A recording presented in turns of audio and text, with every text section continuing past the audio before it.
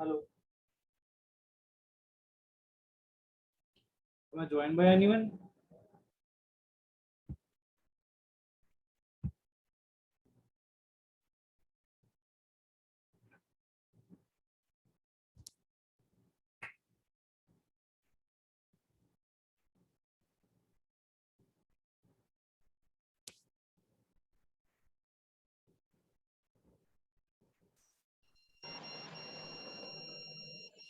Hello. Hello.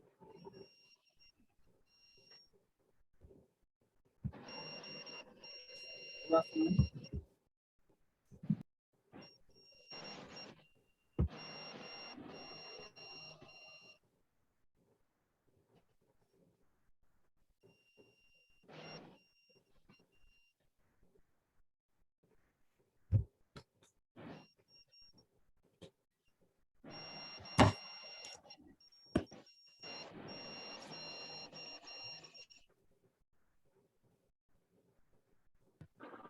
Good afternoon, sir.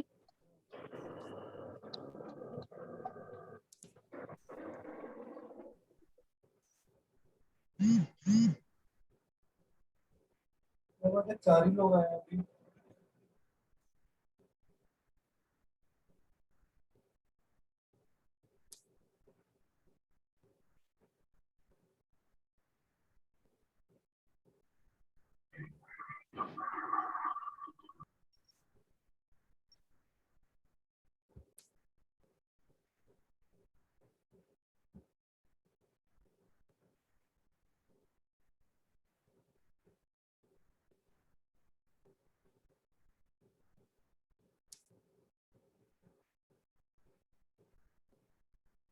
Afternoon, everyone.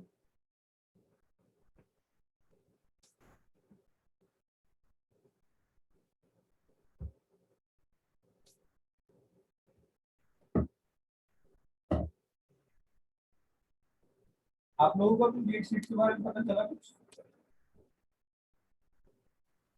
No, sir.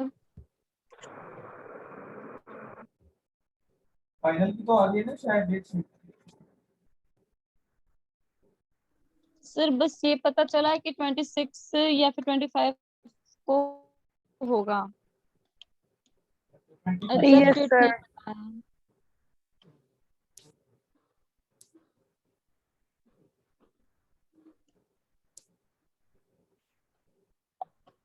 हमें शायद आज का दिन लगेगा और 2 दिन और लगेंगे शायद।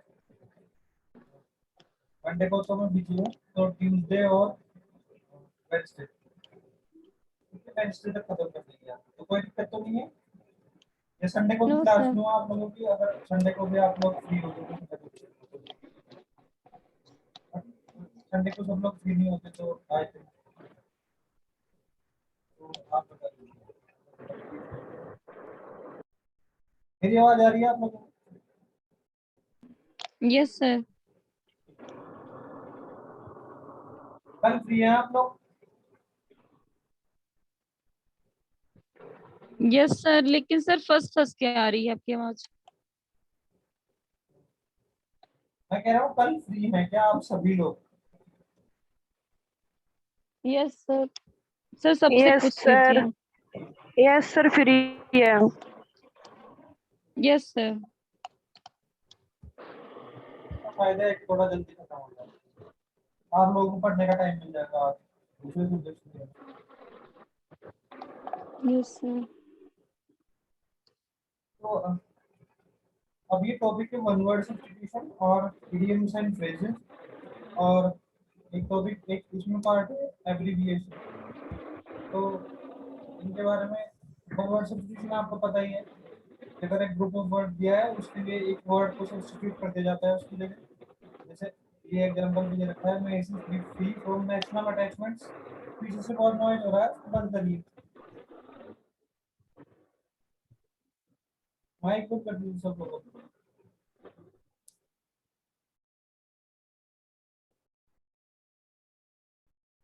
तो मैं इसी फ्री फ्रॉम नेशनल अटैचमेंट्स, तो इसके लिए फ्री फ्रॉम नेशनल अटैचमेंट, इसका मतलब क्या होता है कि वो किसी भी तरह के नेशनल अटैचमेंट या किसी भी कंट्री से अटैच नहीं है, वो सबसे फ्री है, मतलब वो उसकी कोई एक पर्टिकुलर नेशनल आइडेंटिटी नहीं है, ही इज कॉस्मोपॉलिटन, मतलब वो उसकी आइडेंटिटी जो है वो कॉस्मोपॉलिटन है, एक तरीके से he has a universal kind of identity, तो वो किसी एक पर्टिकुलर नेशन से जुड़ा हुआ नहीं है, तो इसके लिए एक वर्ड यूज कर दिया इन्होंने पूरा, मैं इसे कॉस्मोपॉलिटन इसकी जगह हटा दिया, फ्री फ्रॉम नेशनल अटैचमेंट्स। आवाज कम आ रही है?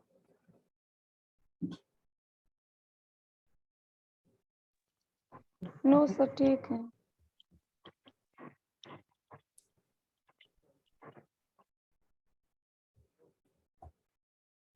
फिर इसमें बहुत सारे वर्ड दिए हैं,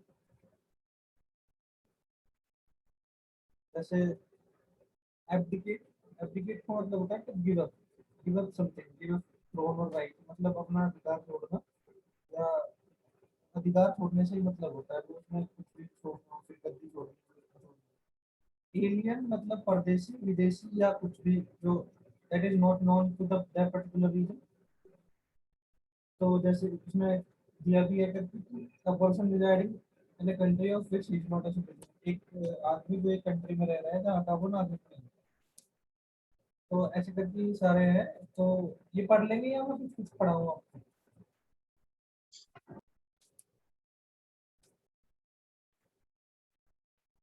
हेलो, यस सर। मेरे आवाज आ रही है आपको? Yes sir. मैं कह रहा हूँ आप लोग पढ़ लेंगे या मैं पढ़ाऊँ सारे सारे?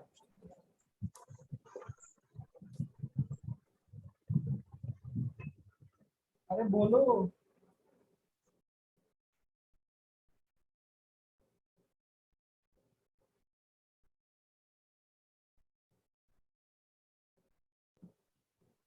देखो जैसे ये वर्ड है ऑटोक्रेसी, ऑटोक्रेसी का मतलब होता है निरंकुशता, या इंग्लिश में सीधा मीनिंग दिया हुआ है इसका, government by a ruler who has unlimited power, एक ऐसे रूलर की, एक ऐसे शासक की ऐसी गवर्नमेंट जिसकी अनलिमिटेड पावर होती है, बहुत सारी पावर होती है, वहां पे कैसा शासन होता है? निरंकुश शासन, ऑटोक्रेसी होती है।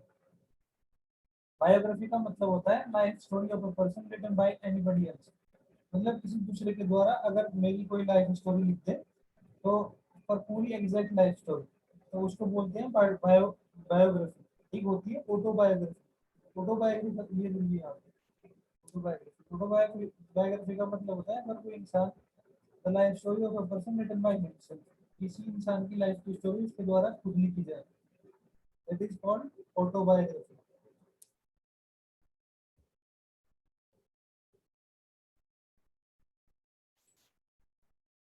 ब्यूरोक्रेसी होती है अफसरशाही, तो अफसरशाही क्या होती है? Government chiefly run by the official of the government, मतलब जो गवर्नमेंट है, सरकार जो चलाई जाती है, वो गवर्नमेंट के जो अफसर होते हैं उनके द्वारा चलाई जाती है, उसको कहते हैं अफसरशाही, ब्यूरोक्रेसी। ये आईएएस और पीसीएस और आईपीएस जितने भी आप देखते हैं, they are basically called bureaucrats. Bureaucracy is made up of bureaucrats, that includes IAS, IPS, IFS, IRS, and there are many more like that. तो अभी भी नहीं आ रही क्या मेरी आवाज आप लोगों को? नो सर बहुत ज्यादा स्लो आ रहे हैं आपके साउंड। स्लो आ रही है? Yes sir.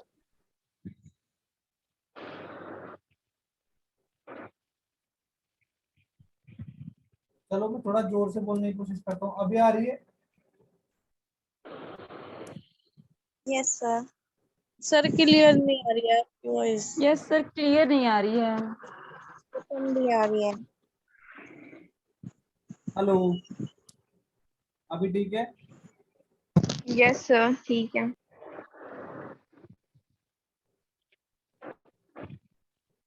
चलो आप इसको देख लो, और फिर अगर इसमें कुछ ऐसा समझने वाला अगर कुछ होगा तो मैं फिर क्वेश्चन पूछूंगा आपसे, दूसरा पीडीएफ भी है, तो उसमें मैं दोबारा जनरेट करता हूँ लिंक, तो तब उसको ज्वाइन कर लीजिएगा, इसको ऐसे पढ़ लीजिए, क्योंकि इसमें एज सच कुछ है नहीं, तो आप इसकी वीडियो भी देख सकते हैं और सारी पीडीएफ भी मैं आपको दूंगा। ये तो आपको पढ़ना है, सारा रीडिंग पार्ट है, इसका नाम ही रीडिंग पार्ट है, ये आपको ही पढ़ना है सारा। कैनिबल का मतलब होता है नरभक्षी। तो a person who Yeats human flesh, मतलब एक इंसान जो इंसानों का ही मांस खाता है, दैट इज कैनिबल।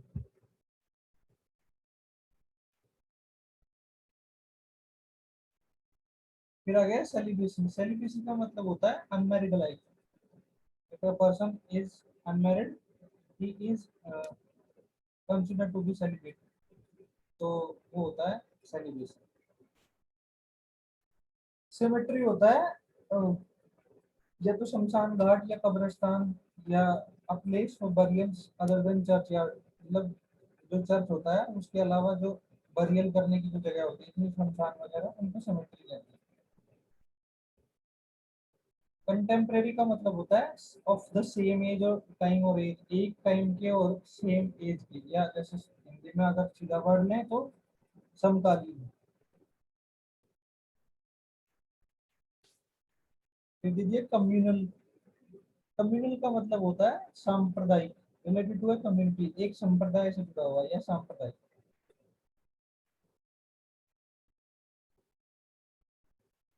क्रेडिबल का मतलब होता है विश्वास पात्र, दैट कैन बी बिलीव, इस पे विश्वास किया जा सकता है।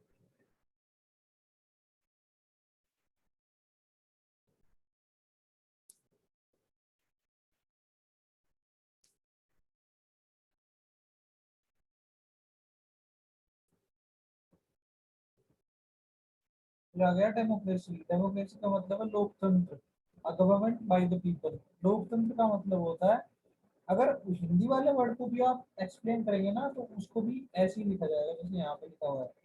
इधर समझ लो आप, डेमोक्रेसी मतलब लोकतंत्र। तो लोकतंत्र क्या होता है? A government by the people, एक सरकार जो लोगों के द्वारा बनाई गई है उसको ही लोकतंत्र कहते हैं। तो इसमें सीधे पूरा एक्सप्लेन्ड वर्जन दे रखा है। तो इनके लिए अगर कोई एक वर्ड यूज करना है तो ये कर सकते हैं आप। एडिबल मतलब खाने योग्य, फिट टू ईट और कंज्यूम, खाने जो चीजें खाने योग्य होती है। रोट माने सूखा, वांटिंग टू रेन, मतलब बारिश की चाहत हो रही है, जहाँ पर जरूरत हो रही है वहाँ सूखा पड़ रहा है, तो गुड रोड।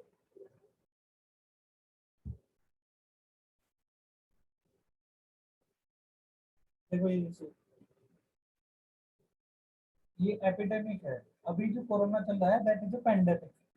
पेंडेमिक होती है वर्ल्ड वाइड कंडीशन, एक ऐसी समस्या, एक ऐसी बीमारी, डिजीज कोई जो वर्ल्ड वाइड चल रहा हो उसको बोलते हैं पेंडेमिक। बट अगर एक लार्ज एरिया को अफेक्ट करता है then it is called epidemic. अगर सिर्फ ये चाइना चाइना को अफेक्ट कर रहा होता देन फिर ये होता है सिर्फ एपिडेमिक। अगर ये पूरे वर्ल्ड को अभी जैसे अफेक्ट कर रहा है फिर ये है पेंडेमिक।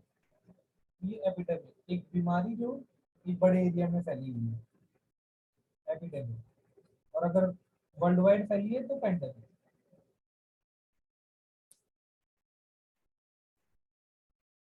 एपिटफ, ये एपिटफ होता है कि जो कुछ कब्रें होती हैं उनके ऊपर कुछ खुदा होता है, लिखा होता है, इंस्क्राइब्ड होता है, तो उसको कहते हैं एपिटफ। एक्सपोर्ट का मतलब होता है निर्यात करना, थिंग्स और articles send to another country, एक कंट्री से दूसरे कंट्री में जो चीजें और आर्टिकल्स भेजे गए हैं, एक्सपोर्ट। एक्सटेम्पोर का मतलब होता है when you deliver something, when you speak on behalf of something on a particular topic without previous preparation. इसके लिए आपने पहले से कुछ प्रिपेयर नहीं कर रखा, दैट इज कॉल्ड एक्सटेम्पोर। अगर मैं अभी बिना किसी प्रिपरेशन के यहाँ पे एक स्पीच देना स्टार्ट कर देता हूँ, that is what is called extempore. ठीक है। फेटल का मतलब होता है घातक, जिससे आदमी की जान जा सके, उसमें कोस्ट है।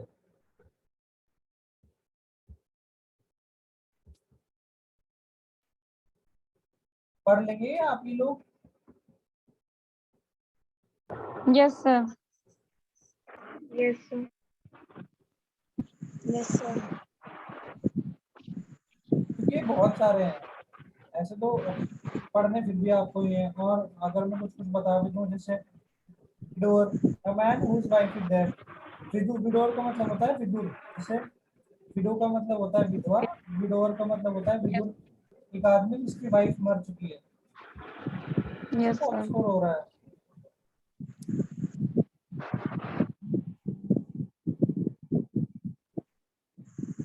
चिया कहवा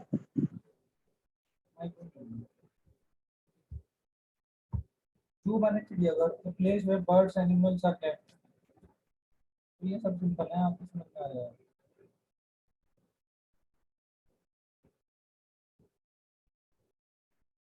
फिर आ गई idioms and phrases. Idiom phrases क्या होते हैं कि जैसे हिंदी में बोलते हैं मुहावरे और लोकोक्तियां, तो वो होते हैं इडियम्स यस। और फ्रेजेस। ठीक है, जैसे पहला दे रखा है at the expense of. At the expense of का मतलब है, देखो जैसे दिया, I will not engage my self in the work at the expense of my self respect.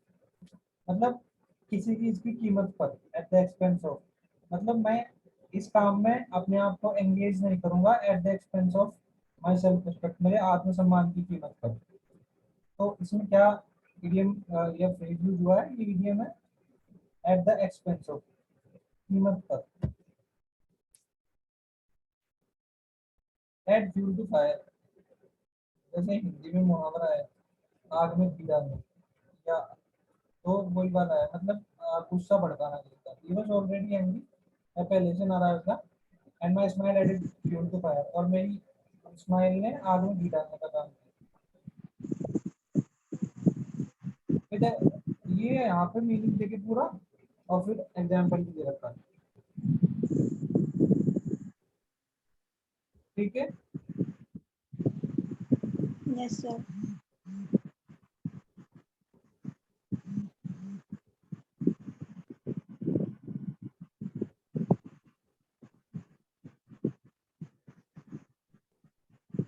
जैसे एट ऑल इवेंट्स मतलब किसी भी कंडीशन में, इसका मतलब होता है किसी भी कंडीशन में। At all events I shall go and face the fury of the battle, मतलब इसका मतलब है कि हर कीमत पे मैं जाऊंगा, और जो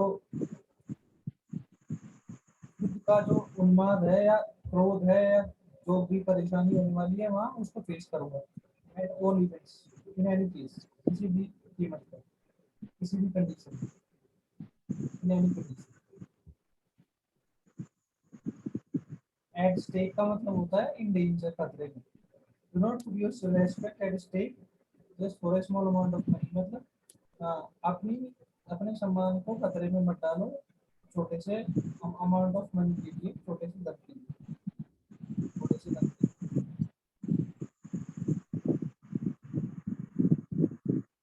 पीछे से शोर हो रहा है पीछे,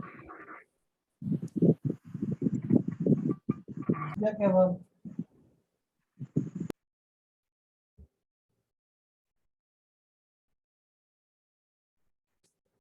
मतलब एट टाइम्स क्या है, ओकेजनली, कभी कभी। He gets at times very drunk, वह कभी कभी बहुत ड्रिंक करता है, बहुत शराब पी लेता है। तो एट टाइम्स कभी कभी।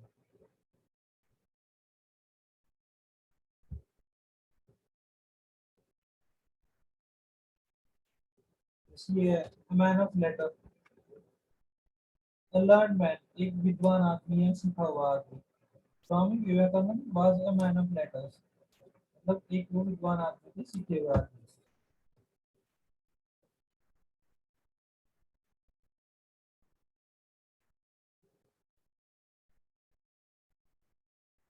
किसी को इनको पढ़ने में दिक्कत है? No sir. No sir. No sir.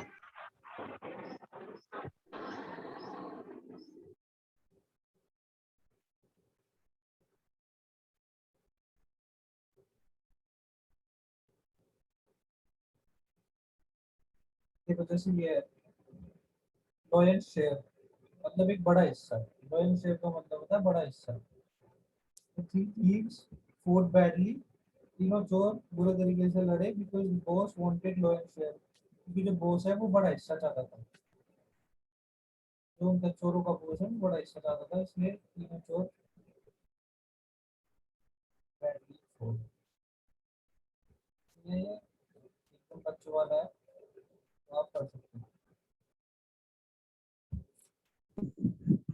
अगर किसी को इसमें दिक्कत है, समझ में नहीं आ रहा है, तो देखो हो सकता है मुझे लग रहा हो कि ये बच्चों वाला है, बट सबको नहीं लगता होगा ऐसा। तो आप मेरे को बता सकते हैं विदाउट एनी डाउट। पर ये है ना कि फिर भी आपको पढ़ना है, तो इसमें बहुत टाइम लगेगा। इतना टाइम है नहीं आपके पास एक एक कराने।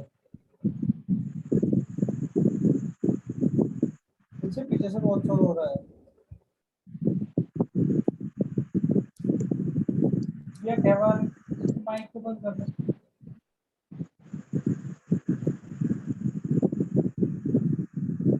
या कहवाल बंद कर दो माइक।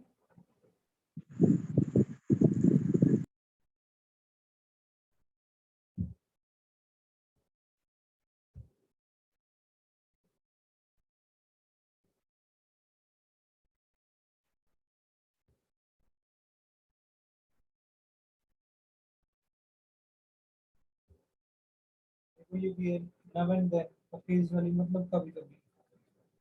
तो नाउ एंड देन का मतलब होता है कभी कभी।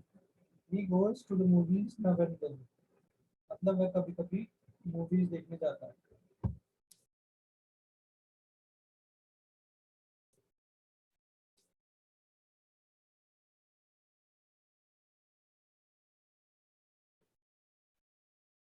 आउट ऑफ डेटा, आउटडेटेड मतलब आउट ऑफ फैशन अगर कोई चीज है तो उसके लिए। Off and on sometimes.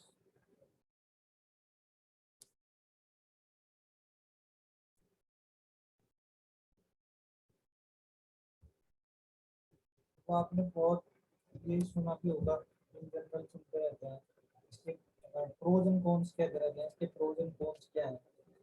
तो इसके प्रोज एंड कॉन्स का मतलब होता है फायदे और नुकसान।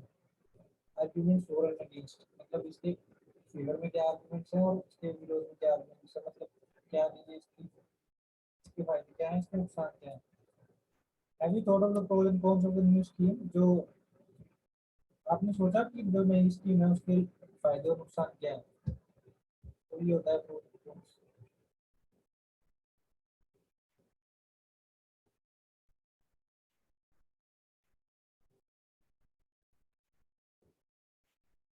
पॉइंट ब्लैंक, पॉइंट ब्लैंक का मतलब होता है ब्लंटली, एकदम सीधे सीधे या बहुत फास्ट से।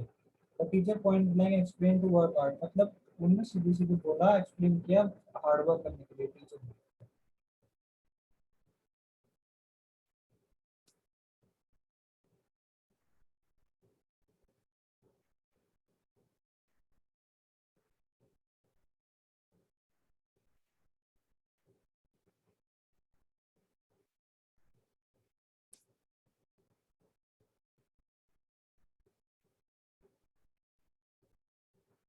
ये है 262।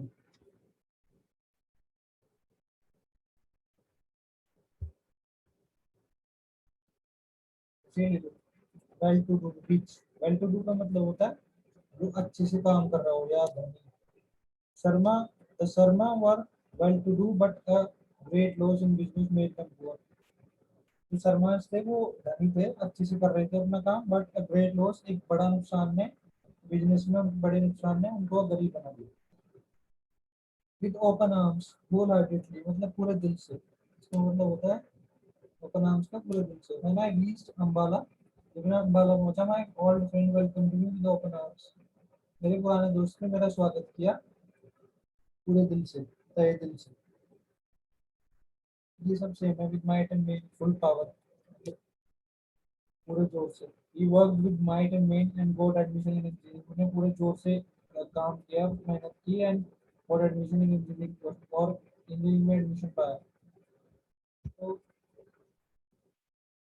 आई होप कि आप लोग पढ़ लेंगे, कोई इसमें अगर कुछ स्पेशल नहीं है पढ़ने, तो पढ़ा देते हैं।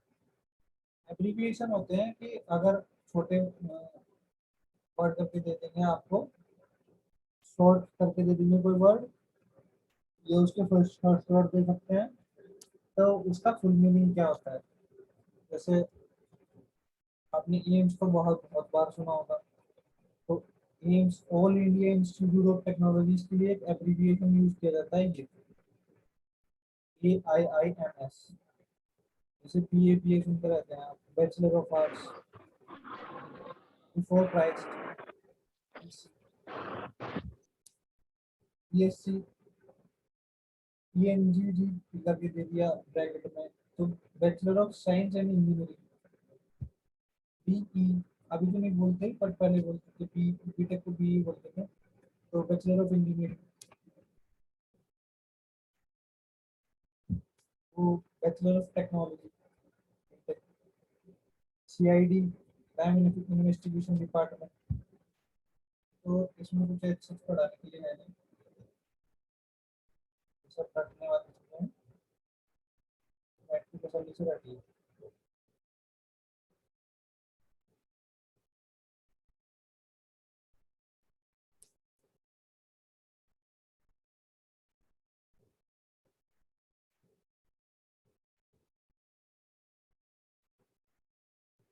दोनों ही तरीके से पूछ सकता है आपसे, या तो ये दे देगा, जैसे इधर वाला दे देगा ये पूरा एक्सप्लेन वर्जन, ऐसे बोल देगा यूनाइटेड नेशंस ऑर्गेनाइजेशन के लिए एब्रिविएशन क्या है, इसका एब्रिविएशन होगा UNO।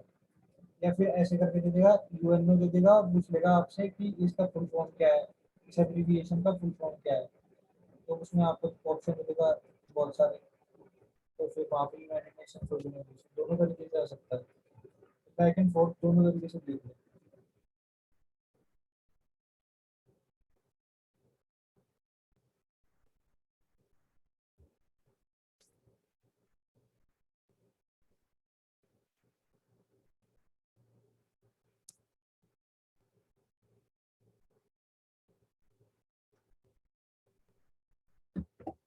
ये हो गया पूरा टॉपिक। अब ये कर लेते हैं, प्रीपोजिशन कर लेते हैं, अभी थोड़ी सी प्रीपोजिशन पढ़ा देता हूँ मैं आपको वापस से, तो एक्सरसाइज कर लेते हैं। पहले वाला पढ़ रहे हैं आप, दिख रहा है आपको स्क्रीन पे?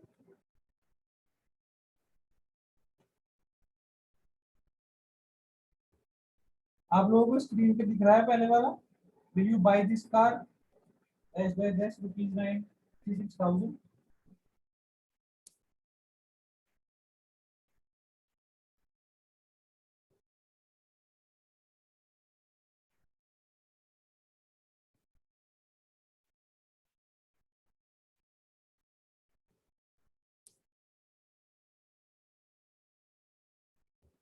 इसमें नीचे एक एक्सरसाइज दी है,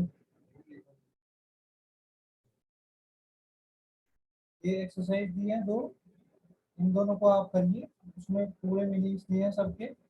अगर किसी को कुछ समझ में नहीं आएगा तो मेरे को बताइए, और कल मैं इस एक्सरसाइज को फिर वापस कराता हूँ। अभी आप करिए इसको, क्योंकि अगर आप नहीं करेंगे तो आपको पता नहीं चलेगा। ये वाली एक्सरसाइज करिए, जैसे कुछ मैं आपको बता देता हूँ एक दो। तो गॉड इज प्रेजेंट एवरीवेयर, इसके लिए एक वर्ड लिखिए आप। तो जो एवरीवेयर प्रेजेंट जो भी चीज होगी दैट इज ओमनी प्रेजेंट। तो वजह से ये the person of two person of another country are living in my village. तो अभी बताया था थोड़ी देर पहले मैंने आपको कि जो वहाँ के उस पर्टिकुलर जगह के रहने वाले नहीं होते, दूसरी जगह के रहने वाले होते हैं, या aliens. My friend is writing the life story of a famous player. मेरा दोस्त एक फेमस प्लेयर की लाइफ स्टोरी लिख रहा है। बट अगर फेमस प्लेयर ही खुद अपनी लाइफ स्टोरी लिख रहा होता, दैट इज ऑटोबायोग्राफी, तो ये क्या हो गई? तो दूसरा आदमी किसी की लाइफ स्टोरी लिख रहा है, बायोग्राफी। तो सारे मैंने बताए हैं वहाँ पे, ऊपर दिए हैं सारे, तो आप ये ढूंढिए, अपना दिमाग लगाइए, और ये एक्सरसाइज करके आप मेरे को भेजिए ग्रुप में, जो आपका पर्सनल ग्रुप बनाया है उसमें जो लोग कर सकते हैं उसको करके मेरे को एक फोटो खींच के भेजो, उसके बाद एक्सरसाइज करो। Okay sir. वो एक्सरसाइज की इसके आंसर्स नहीं है, तो ये आप करिए और फिर मैं कराता हूँ उसको सही से, मैं पूरी बना के भेज दूंगा आपको, ठीक है? बट अभी आप करिए। Okay sir.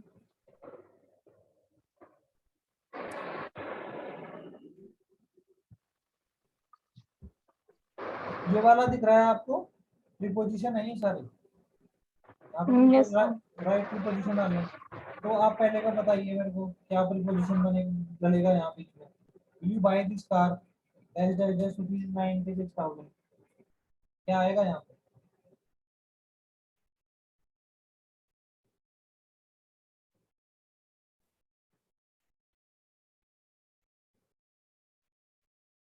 किसी को कुछ आइडिया नहीं है, क्या आएगा?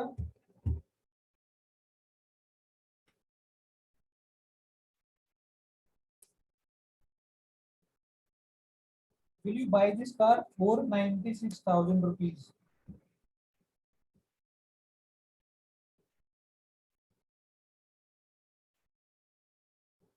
क्लास खत्म होने वाली है, तो दूसरी लिंक भेजता हूँ आपको, उसको ज्वाइन कर दीजिए, ठीक है।